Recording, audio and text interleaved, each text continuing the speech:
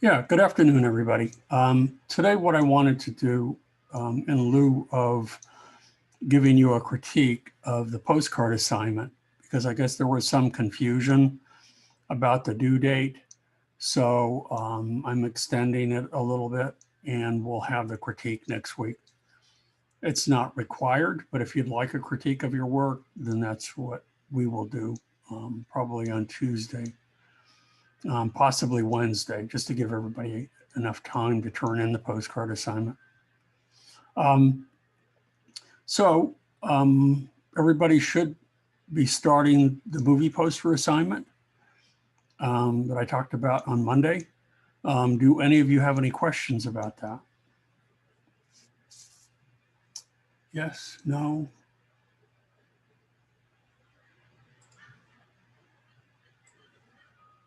No questions? Okay. So what I decided to do for today then is moving ahead a little bit. And what we're going to do is we're going to talk about the mixer brush. And this will be your assignment after the movie poster is due. So that will be, you probably won't start this assignment until after spring break. Okie doke. So what we'll be doing in this project is very similar to what lesson 10 is all about. It's taking a photograph, which is obviously digital, and it's creating a digital painting from it in Photoshop. There are other programs besides Photoshop that do as good, if not a better job. One is Corel Painter.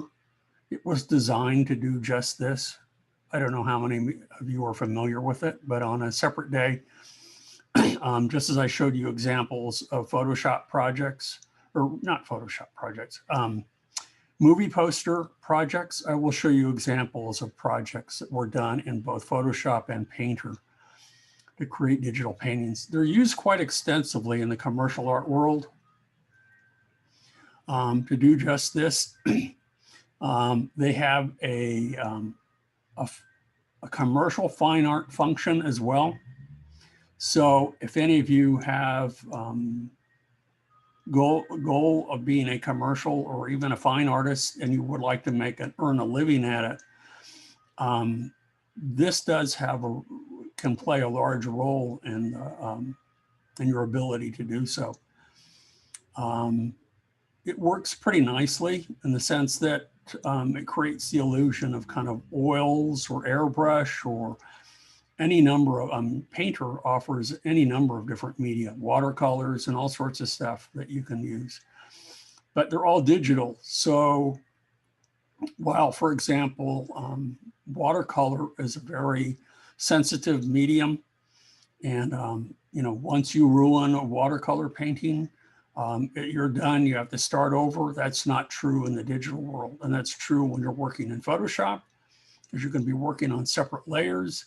You can create an oil painting very quickly. You don't have to wait for it to dry.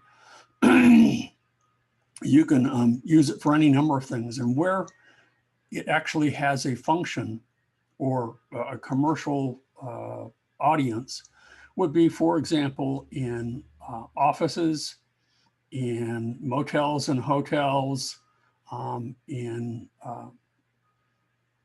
medical facilities, where they have paintings and that sort of thing. So these can be printed on canvas and they can look like oil paintings, but in fact, it's something, the reason that you can earn a living at this is that they can be reproduced infinitely. You're not limited to a single original painting and that's it. So that would, that's pretty nice. So you can see in this particular instance, we have a landscape and it's been converted and softened and created using the mixer brush tool to create something that looks more loose and painterly, something that you would see, that has an expressionistic perspective. Now, to introduce us to this, what I wanted to do is to show you a simple palette Okay, and I've already started this one. I'm going to go back and undo all of these steps so you can see how I did this. And then I'm going to look at the end one over here so you can see what we're doing. Here's the palette end over to the left. So what you can do is you can actually mix colors on your palette. And if I click over here, okay, on my my start file, I mean, I guess I could, well, I'll just leave it as is. The top layer is turned on, but in fact, it is, let me go ahead and refresh this so that I return it to its original form. I'm going to revert to original and bring that back. And hopefully I haven't messed anything up. There we go. So they have these little circles on a separate layer that we can paint between those and the palette, and actually not be painting on the palette itself, but use it for reference. But as you can see over to the left, we have a mixture of colors. We have, you know, your basic primary and a couple of secondary colors, you know, red, yellow, blue, and then we have green. But if we look at the palette itself, we can see that this violet that was created was actually an admixture of the red and the blue.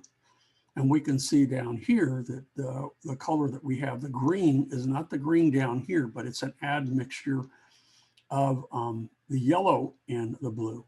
And then down at the bottom, we have more of an orange, and that's a mixture of the red and yellow. So we can do that here. Now, in order to do that, you need to first select the mixer brush. So that you'll find over here. And we have a brush tool. We have a pencil tool. We have a color replacement tool, which we have used.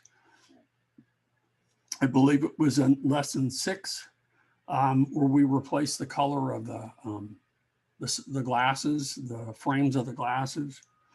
But what we want is the mixer brush here. Okay. Now, if we were working with a Wacom tablet, does everybody know what a Wacom tablet is? I have something that I can show you. That here's a stylus that you would use. Make sure that it's visible, because I have a background here. I guess I should actually probably turn off my background, and that would be helpful, huh? So let's go ahead and choose virtual background, and I'm just going to say none. There we go, so you can see a little bit better. Okay, so here's the digital stylus, and then the Wacom tablet comes in a variety of sizes, from postcard size. The size that I have, the working area, is about 6 by 8, which is a good size. Some people prefer the larger ones. They are not cheap. The one that I have runs for about $350. But for those who use the tool extensively, they prefer that size or a little bit bigger, so they're willing to invest the money, the $500, $600 that it could take to get that. When you're working with a mixer brush, you have a whole variety of tools, you know, different kinds of brushes to choose from.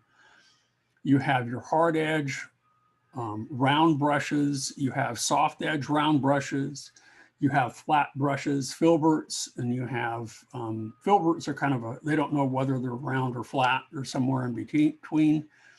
And we have custom brushes. And you can see over to the right what I've done. I have my brushes that are available here.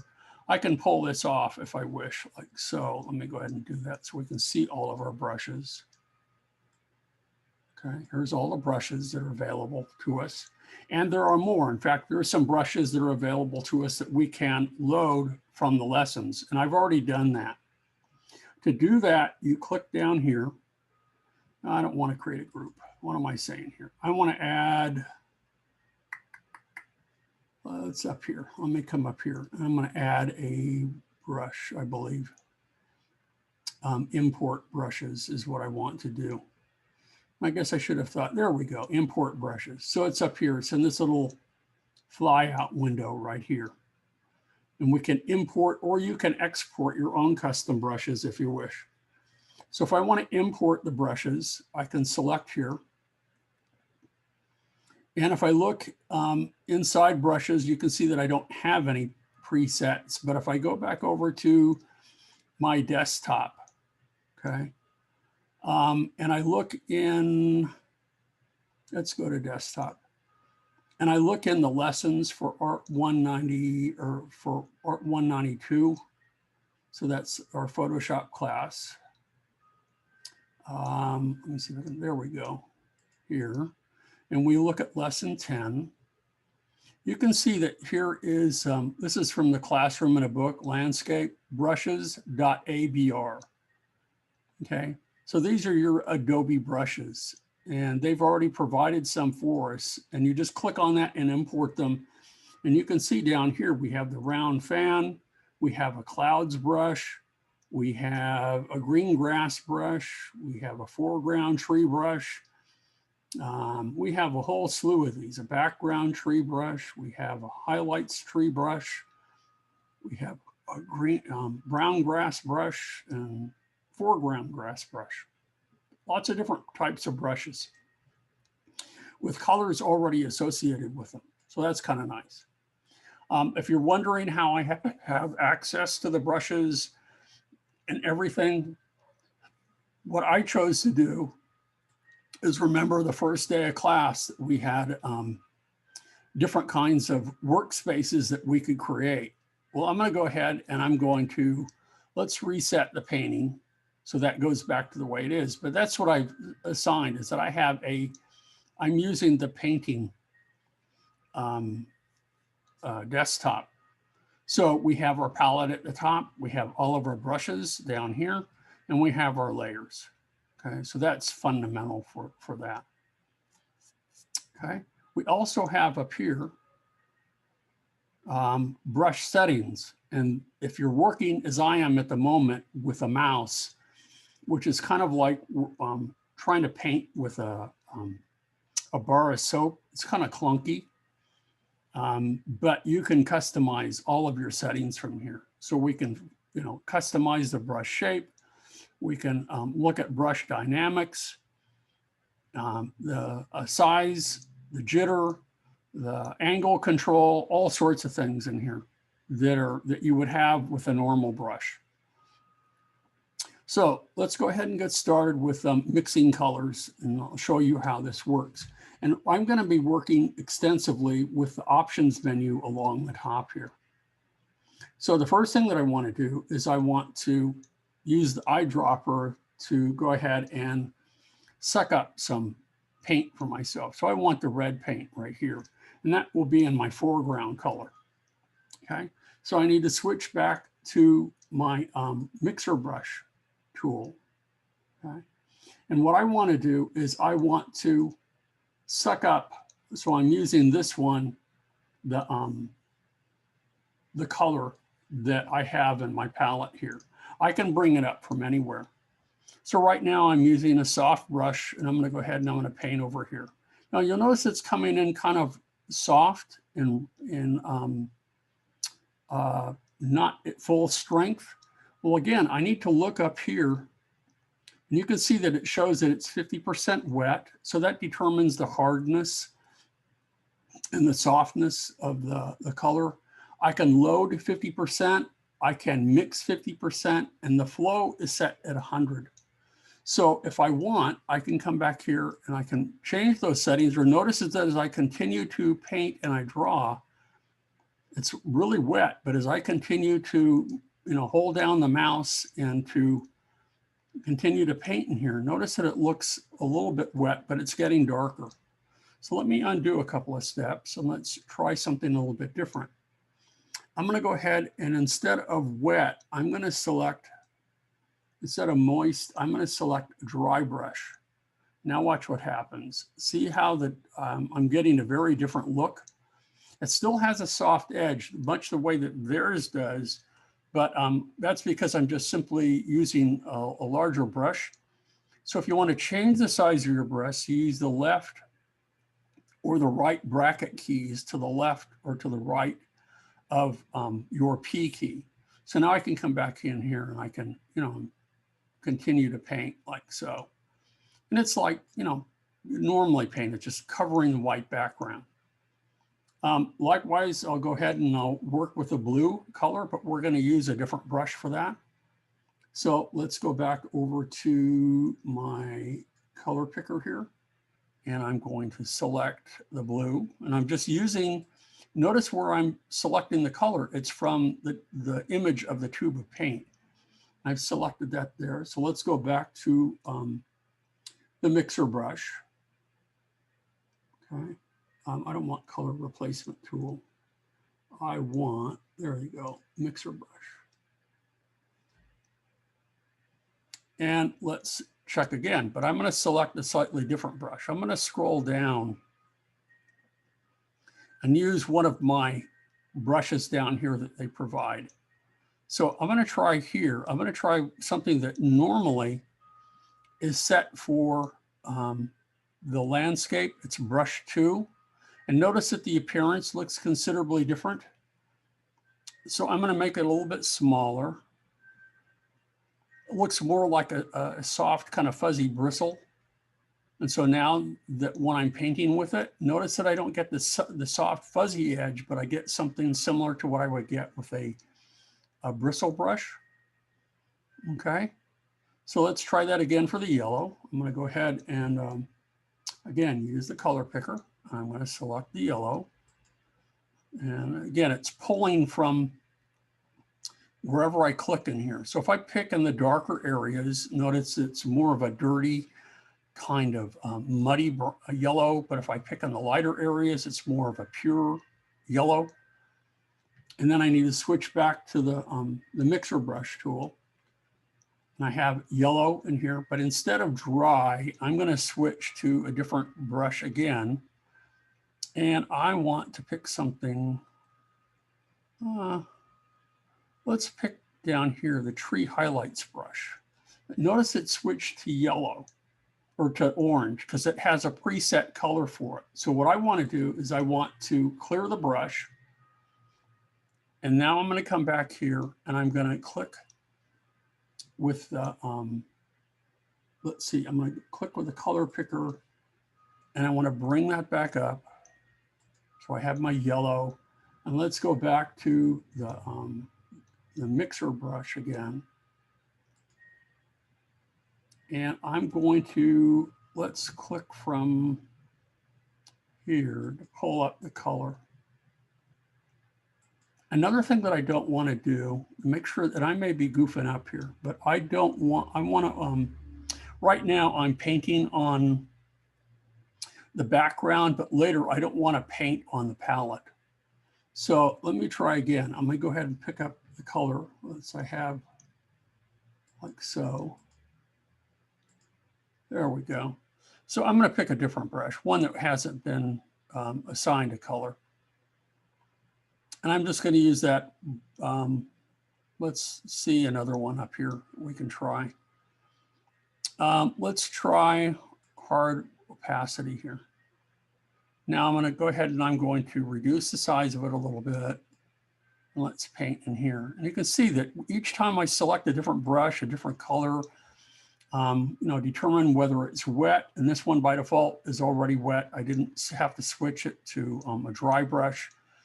You know, I'm getting a different effect here. So I think you get the picture. I don't need to use the green, but if I wanted to select a flat brush, I could do that. Now what I want to do is let's go ahead and start mixing colors on our palette. So what I want to do, I've been painting on the background and I don't want to do that. I want to, you know, paint on our paint mixer. So that was really a mistake on my part. I was talking and I wasn't thinking. You know, I should have, you know, made a copy of my background color, and I had done that before in preparation for the class, but I reverted to save, so that's not available. So in order to make sure that I don't mess up the background any further, I'm going to make sure that I paint on the paint mix. So I have this one available for view, but I'm going to be painting on a layer on top of it. So let's go back and let's select a nice soft color. And I'm going to go back and I'm going to pick from here. Let's go ahead and pick from I'm going to go ahead and load brush. So I'm going to load it with, let's go ahead and pick, there we go. Let's go back to our mixer brush. So it's loaded with red. I'm going to make it a little bit larger, but I don't want it to sample all layers. And you can see that there's a little checkbox right here. If I do, it will do just that. It will sample all the layers. So I'm going to go ahead and I'm going to make sure that that's unchecked, because if I do, it will pick up colors from the palette, and I don't want it to do that. I just want to paint on the palette or on this separate layer. So I'm going to come back in here and I'm going to start to paint with red. Okay, and I don't have to be, really careful. So if you were criticized as a child for not painting within, drawing within the colors of your coloring book, don't worry about it. It's not a big deal. Okay, so you'll notice right here, what it's doing is that it's allowing it to load the brush after each stroke, and it's allowing to clean the brush after each stroke. Now we're going to want to change that. So in order to create my my purple color, what I need to do is I'm going to use the same brush, but I'm going to go ahead and I'm going to pick from the blue now to create my purple. Actually, let me undo that. Let me come back here. Let's come back with a red. So I'm going to come back again. I'm going to pick that up, and I'm going to go back to my brush. And I'm going to go ahead and I'm going to redo that. I'm going to paint down here too. Okay, just to show you what we can do. And also at the bottom, we have, we're going to change that to orange. So I'm going to paint down here as well. So I'm sort of getting ahead of what the book would do a little bit. But what I want to do now is I'm going to go back, and to turn this one into violet, I'm going to go ahead and I'm going to pick up the purple or the blue. So now I have that. Now let's go back to our mixer brush. Okay. So I have that selected, but what I want to do is I'm going to pick up the color now so that I have blue, but I don't want it to load after each brush stroke. So I'm going to turn that off. So let me click that on, and I don't want it to, that would be this one. So I'm going to turn this one off. Now let's see if this works for me. So if I go back over here, yeah, I do want it to load after each brush stroke. So as I begin to work on top of this, notice that it's no longer, let me undo that. Let me go back again. Yeah, it did change the color of it. So let's undo one more time. So I'm going to pick up that color again. I want to make sure that I have the blue. So I need to use the color picker. Let's pick up the blue, because I had this working earlier. Let's switch back to our brush tool. And it is loaded, but I want it turned off. There we go. So I'm just mushing with, so now I'm painting on top of it, but I'm not reloading the colors. I'm painting with the blue. Okay. But notice that it's turning violet. If I paint over here, notice what it's doing. It's mixing the colors. Okay. So it's not the pure blue that I had before. Let me try that again. And let's go back and let's try that one more time. I had it working so beautifully before I started here today. So when I want things to fail, they don't. When I don't want things to fail, they do. What can I say? So let's go back and let's bring that color in again. I want that nice pure color. Let's go back to the mixer brush. And I'm going to try again. So I have that. So I want it to, what do I want it to do? If I hover over that, I can see which this is. I don't want it to load brush. I don't want it to load brush after the setting, and I don't want it to clean the brush after every, yes, I do want it to clean it after every setting. So let's come back. Damn it. Let me go back again. I'm having troubles here. Let's go back.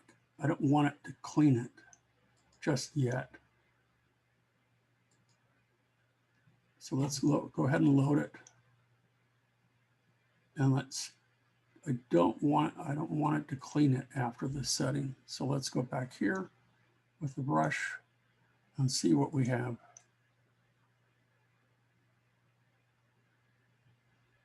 There we go. So now we're getting the violet. That's what I was hoping for. I may have had it before, it wasn't that pronounced. Okay. So now let's try something a little bit different. I still want the same settings. I'm going to go ahead and clean the brush. Okay. So let's pick from the color picker again, and let's pick yellow this time. And let's come back with the brush tool. And again, I've got that. So I want to make sure that this is selected. And I'm going to try again and see if I can't get my orange. Yeah, and it's working nicely. Notice how I'm getting the orange, because both of those are working for me now. It really works pretty nice. So, and the more you paint with the yellow, the more, so if I go back a little bit, so if I just paint a little bit, it looks very orange. If I keep painting with the yellow, it will continue to mix and it will look more and more yellow, just as it would with an actual paint. So let's try one more, and then I'll say that's enough. I'm going to go ahead and let's work with the yellow here, and I'm going to go ahead and fill this area with yellow, and then I'm going to apply the blue to it to make the green. So I need to go ahead and select the blue. Let's go back to the mixer brush. And now let's paint on top of it. And you can see, yeah, it's turning green. That's exactly what I wanted. But again, the more I paint with it, the more I continue to, whoops, I didn't want that. The more I paint on top of it, the more blue it will become. Okay, so if I go back a couple of steps, it's very green.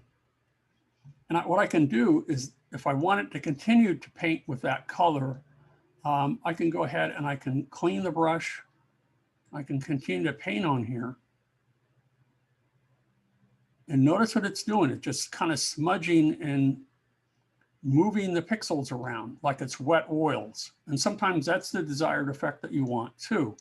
And that really will be the desired effect that I want when I switch to the start landscape, which is what I'm going to do next.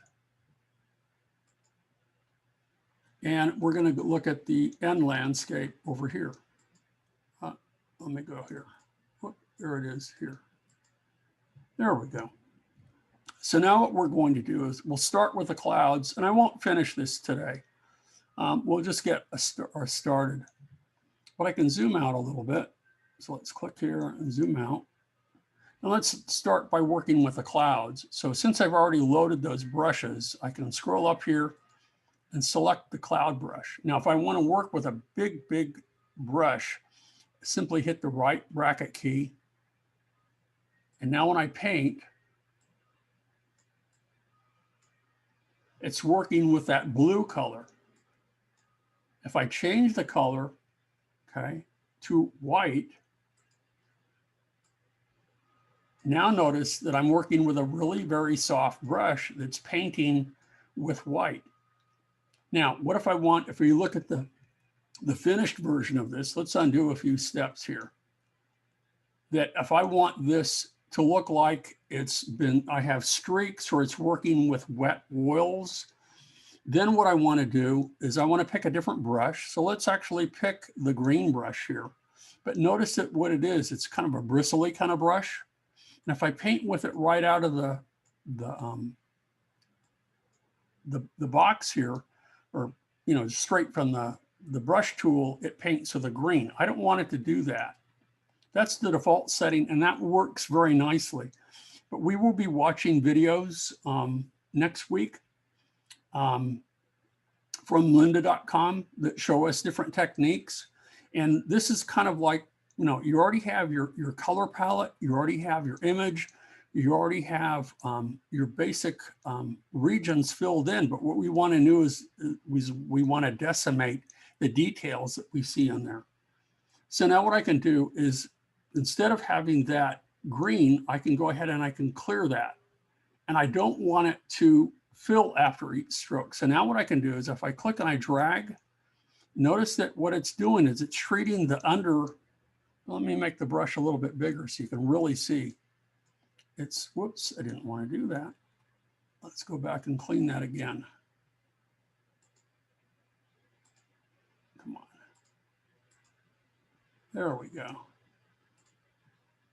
So now what I want to do is, when I begin to paint, notice that I'm getting those nice streaks in there that looks like I've worked wet into wet.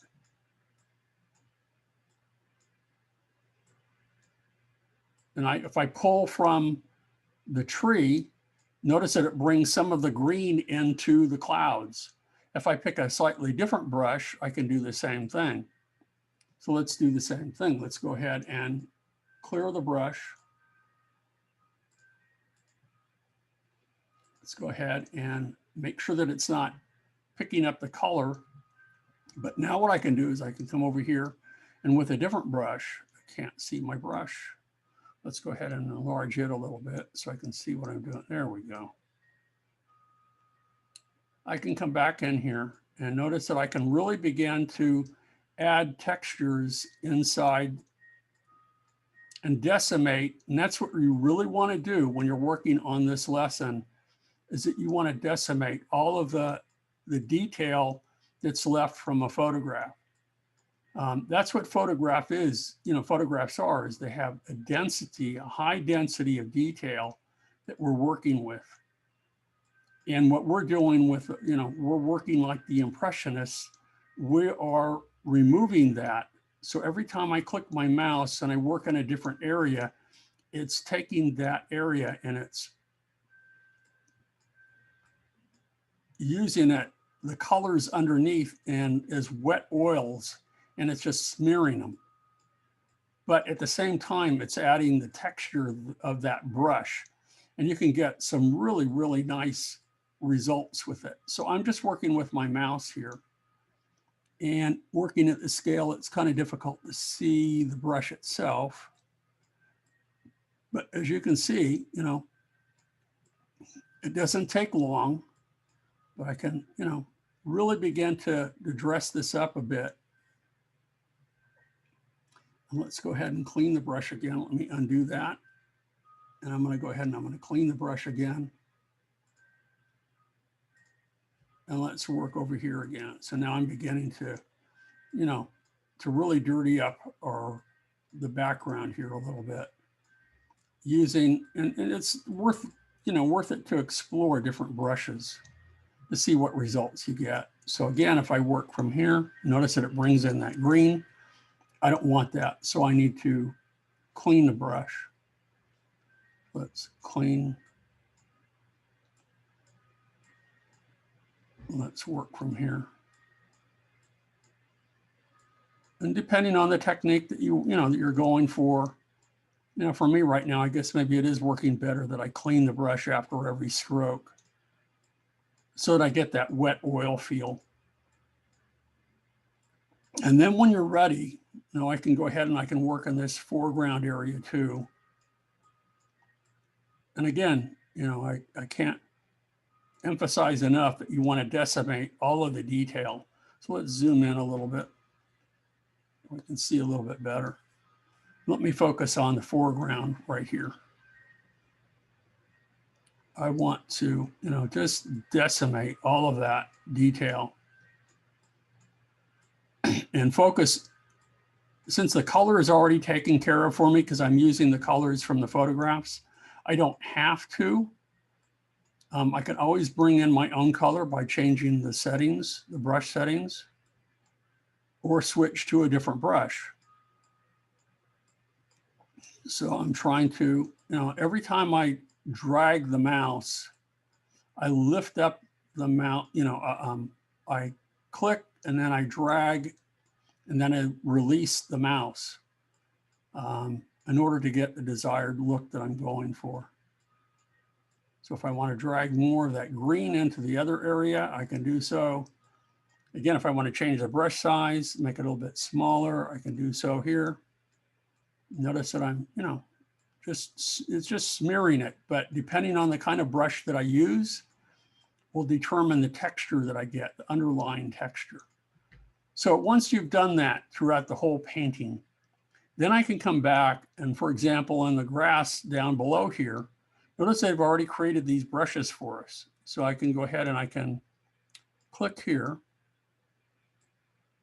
and let's zoom out a little bit because I don't want that. It's kind of a big, that's a big, big brush. So I'm going to go ahead and make it a little bit smaller.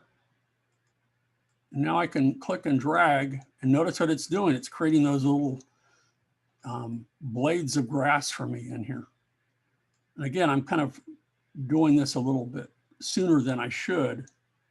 But again, the more I click, the more I drag, just like you would with a regular brush, it's adding density and it's painting on top of the old. Now, because I'm working on a separate layer, okay, you know what? I undid it and I goofed. It's okay though, because if I look back at my layers, I removed one of those layers. So that's not good. But what is kind of neat about this is something that I want to, you have to pay attention to what you're doing. And oftentimes when I'm demonstrating, I'm not, I'm focusing on one thing to tell you and not paying attention to other things.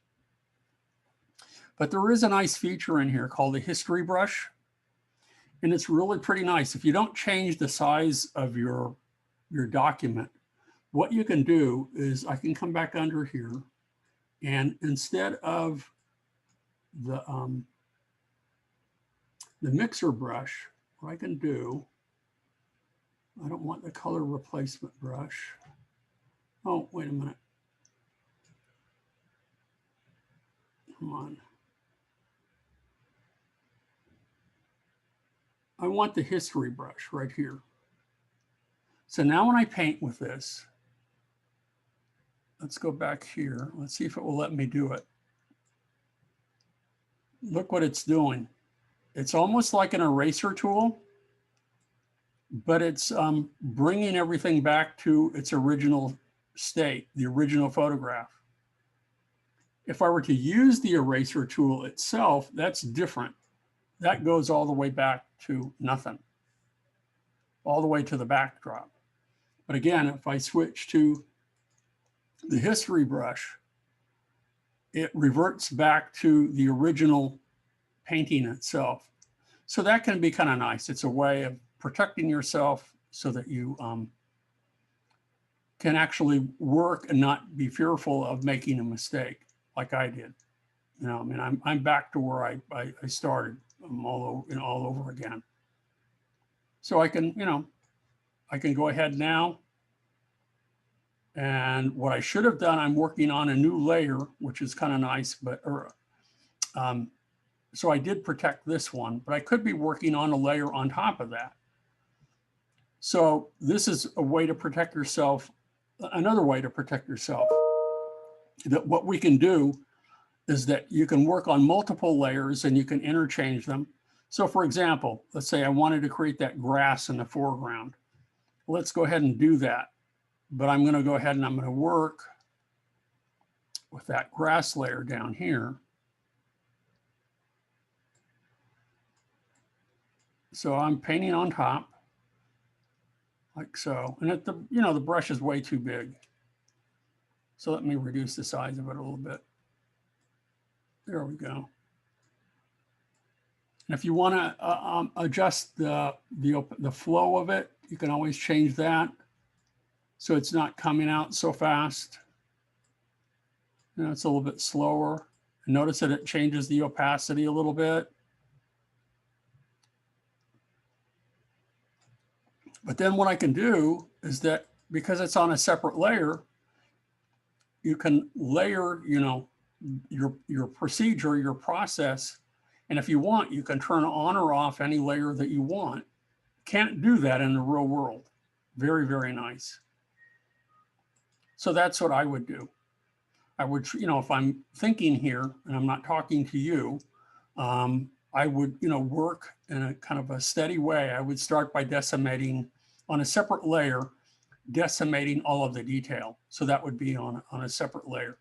And then on top of that, I would begin to add detail by maybe bringing some of it back. And in the videos that we'll be watching next week, he will show you how to do that.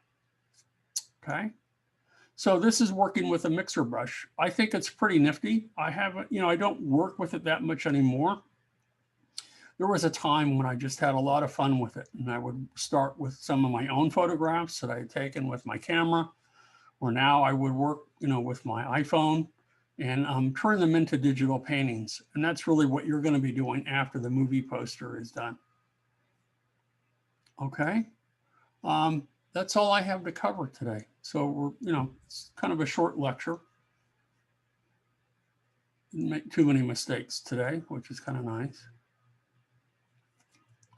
But that's all I have for you. Next week, we'll be watching, as I said, videos from lynda.com. However, if you wish to watch them in advance, you can do so. So if you go to Canvas, and you'll notice that I have, because we're off with the lectures a little bit. In the past, I would, in the fall, this would have been lecture, what I'm doing today, lecture 16. But what we have here, I did it over 2 days, a digital painting video, and here's the second one, digital painting video. So if I click on that, the reason that they are here is because they were recorded from lynda.com, and these videos are copyrighted. So if I were to publish them on YouTube, they would get kind of voided or nixed. They would be, they wouldn't allow me to use it because they would detect that that is copyrighted information. So I was able to put them on Canvas for you. Okay, so those are those two. These will be the ones that we'll be watching next week. But you have access to them now if you wish. You also, if you have set up an account with lynda.com, so that was something else that I wanted to show you, that this is where I got them. And remember, this is through LA County Libraries.org. And so the ones that I had set up here, if I go back to my, let's go back to my playlists. I want to continue with that. There we go. I'm going to sign back in. That I have, I've created my own playlists. You would have to do the same, but under Photoshop, I have a whole bunch of these that I have added to a playlist. And we will be watching more of these, especially with regard to retouching and restoring photographs later on. But here is a natural media painting. Here is also one for learning digital painting. So this will be the one that we look at next. And then the one after that, natural media painting. So we will be looking at both of those. These are the ones that I have recorded from lynda.com. But remember, you have access to these yourself. You can get a free library card from, let me do that for you to show you quickly. So let me go ahead here. And if I go to LA County Library.org, I already have that here, where it says curiosity is welcomed. And you go, the first thing that you need to do is create a library card. Okay, so it says get a library card. Okay, so what you want to do is you want to get an online library application, but you also need to get a PIN number. And once you have your library card and your PIN number, then you can go to the digital library and you can go to lynda.com. That's where I found these. And notice that I have my library card and my PIN number, and I can log in, which I've already done. we can do it again. And I can go to my playlist. Okay, I have some for 3D modeling. I have some for web design. I have some for Adobe Illustrator, which I teach during the summer. Okay. So if I select the Photoshop list, I have that. Lynda.com is an invaluable source for reference, for learning all sorts of things that we don't have time to do. Even in an 18-week semester, which is really, really very long, you can learn on any number of topics that are digital, you know, from web design to Excel to Photoshop to Illustrator, you name it. You can learn computer programming, all sorts of things. So that's what I recommend that you do instead of look at mine. Anyway, are there any questions from any of you before we call it quits today? Yes, no?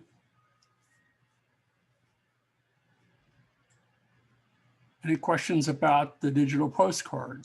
Any questions about the next assignment, the movie poster assignment? Okay, we have, you know, plenty of time to work with the digital painting.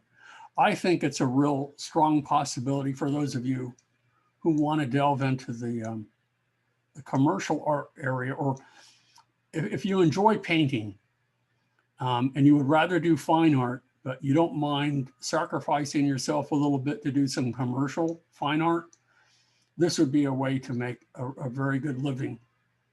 You're creating your paintings digitally, print them large on you know, an inkjet printer, and print them on canvas and stretch them on stretcher bars, and you could sell them, you know, for a reasonable price. And again, if you don't mind them going into motels and hotels and doctors' offices and things like that, you would be set to go. You'd be really in good shape. Okay, and you could make a few bucks off of that. So if there aren't any questions, then I'm going to say goodbye for now. I'm going to go ahead and I'm going to pause the recording, and you guys are free to leave, and I will see all of you next week. Okay, and we will either Tuesday or Monday or Wednesday, probably Wednesday, we will have critique. We'll reserve all of Wednesday for postcard critique. Okay, and I will be showing you videos on Monday. Okay, so if that's all, I'm going to go ahead and pause the recording, say goodbye.